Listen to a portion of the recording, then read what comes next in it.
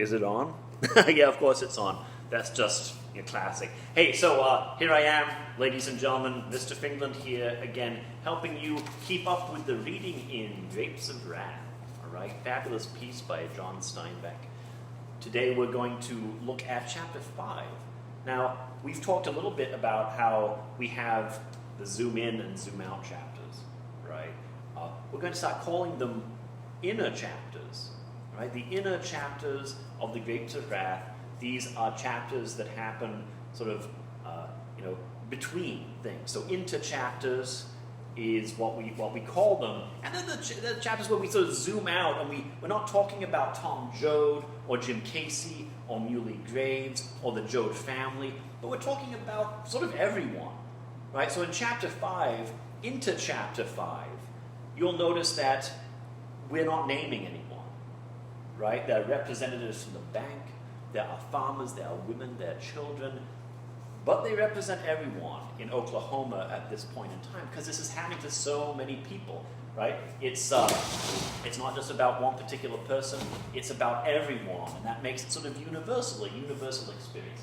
Now, you'll notice, and you're welcome, by the way, that I don't have questions on the inter-chapters. The inter-chapters are sort of standalone stories, and that I want you to read them, absolutely, and heaven knows you have some time, right? But the reason for that is you can sort of read each one of these inter-chapters as its own little story, and actually the final project that I have planned for you gives you a little bit of creative ability to turn one of these inter-chapters, any one of your choice, into a children's book. All right, so that's something. If you want to skip ahead to the end of the study guide, you'll see there's an assignment there which says, hey, you're actually going to make a physical children's book that sort of captures what happens in that inter-chapter. And that might be fun and something nice to do with your hands, with all this time and so on and so forth. So, no questions on the study guide per se, but definitely read these and get a sense of which one you like the best. So in chapter 5 is really about what happens after chapter 1. We sort of leave chapter 1 with the unnamed men, unnamed women, sort of sitting there saying, what are we going to do? The storms have just blown down this last crop, this crop that seemed like it was going to do well. It grew up, then the clouds went away and didn't bother coming back. Beautiful personification. And that dust blew up. It destroyed this last crop. And it's sort of portrayed as like, this is the end, right? There's nothing else to do. And we're left with the men thinking and figuring, and the women looking to them for the solution. Well, now it gets worse, because in chapter 5, the bank representative shows up. Right? The bank representative shows up. Now, if you were watching the AP class do the mock trial last week, the bank representative, played by Matt, was one of the characters we interviewed.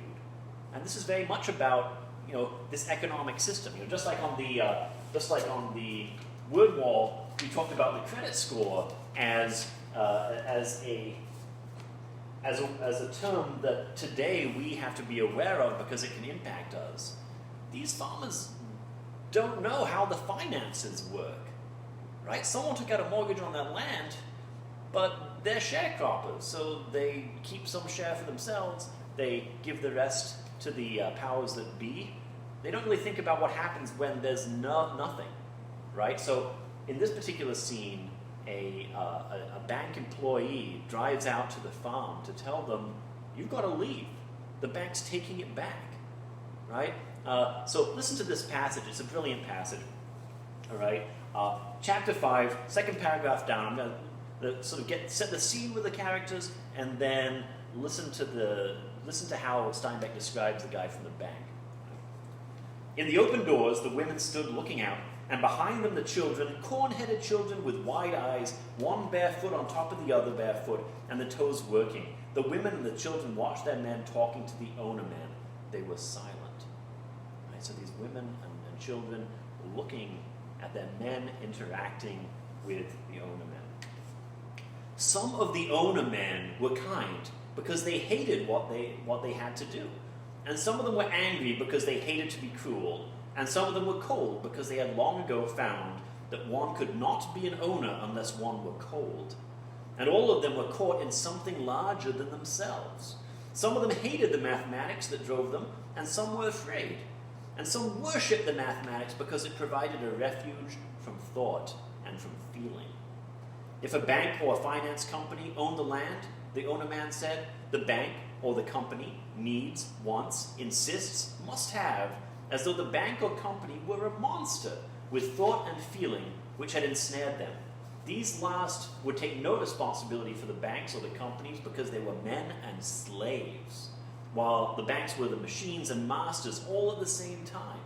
Some of the owner men were a little proud to be slaves of such cold and powerful masters. The owner men sat in cars and explained, you know the land is poor, you scrabbled at it long enough, God knows. The squatting tenant men nodded and wandered and drew figures in the dust, and yes, they knew, God knows, if the dust only wouldn't fly, if the top would only stay on the soil, it might not be so bad. Great moment there that Steinbeck gives us, right? From the men, from the women and the children, just standing there looking at something important's happening. And the bankman, the explanation of the bankman, right? Not as powerful men, but as slaves.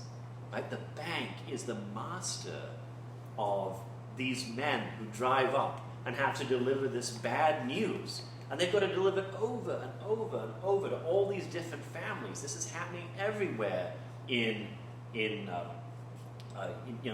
Dust Bowl in a variety of states, right? Including Oklahoma, where the Jodes live. Right? So this interplay of who has the power, right? Who has the power? You know, it might seem like the guy in the car coming to tell them has the power, but he hasn't. He's a slave to the bank, right? Who has the power with your credit score? All right? You kind of do if you behave, if you don't write any bad checks, if you don't have a lot of debt, if you have a good income, you get a good credit score, right? But, you know, who made up credit score? Right? I think that's the dynamic we're trying to catch here. These people are sort of victims of the environment. They don't understand why the bank needs to take back the land now. And so that's what's happening. In this chapter, the land gets taken back. They say, hey, you've defaulted on your mortgage. There's nothing you can do. Hey, there's another beautiful scene in this chapter.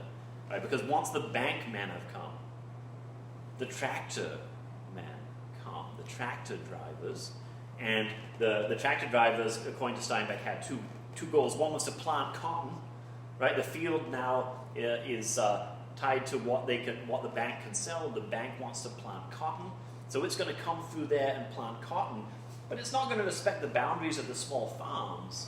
It's going to turn everything into a mega farm, right? So we see this tractor driven by a man, and I want you to pay close attention to how the man is described, because it's fascinating. This guy's going to plant cotton, he's going to combine all the farms, and so if he sees a fence, he's going straight through it. If he goes through a gully, he's just turning into one big farm, right? Which is unimaginable to these tenant farmers. But what happens when he comes to a house, right? Well, the tractor driver explains to us he gets a little bit of a bonus if he hits the corner of a house and forces a family to move. Because of course, the tenant farmers don't know what to do, right? They don't know what kind of schedule to go on. And so the big owners now want them out of there because it's going to be a cotton farm. But I'd like you to just think about how the tractor driver is described, because he's a guy like anyone else. He's stopping for lunch in this scene, and he's got this great description. Right? Let me just find it here. Yeah, so on page 35, there's a clear division, and then it's the second paragraph down. The man sitting in the iron seat did not look like a man.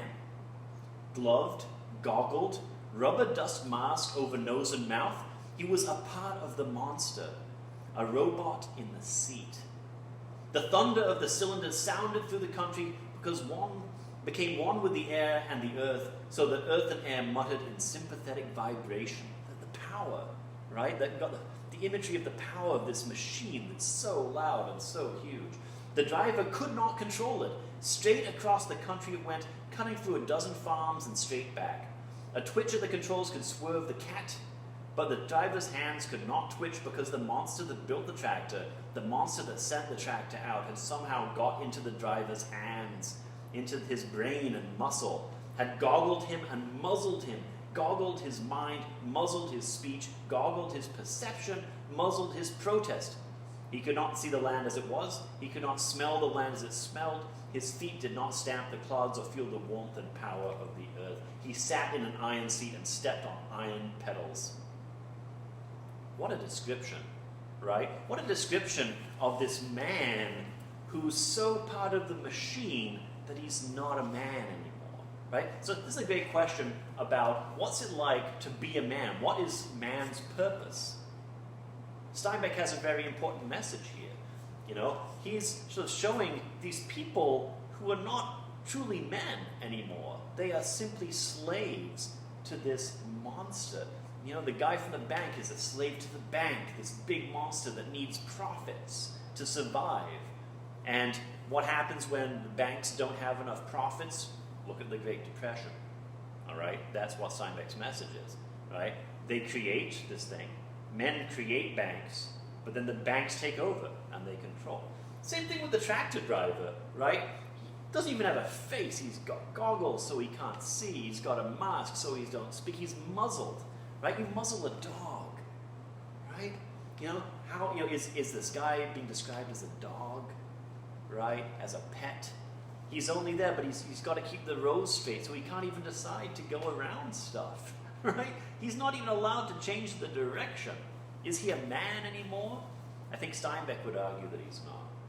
All right? There's a great description, too, because he stops for lunch, right? I just love it. Look at his lunch, all right? Because when he stops, you know, and all the little neighborhood kids come around just to see this guy, because it's amazing. You know, that machine is so loud and thunderous and huge.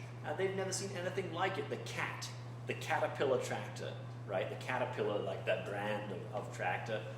They've never seen anything like this before. And this man is like a man they've seen before. He's got a mask on and goggles, but he's a man because he's going to stop for lunch.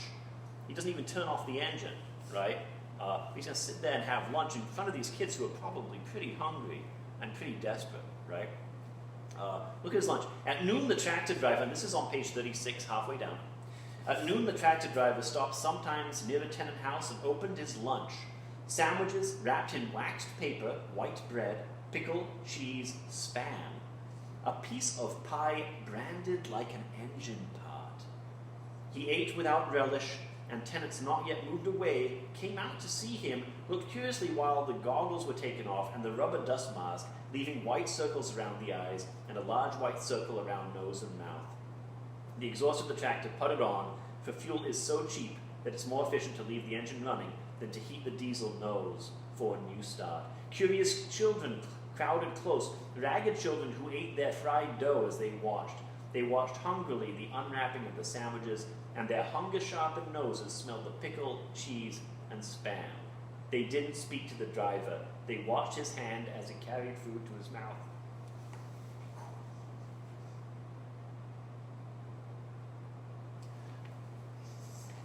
So I get a little bit, I get a bit emotional at that moment. All right,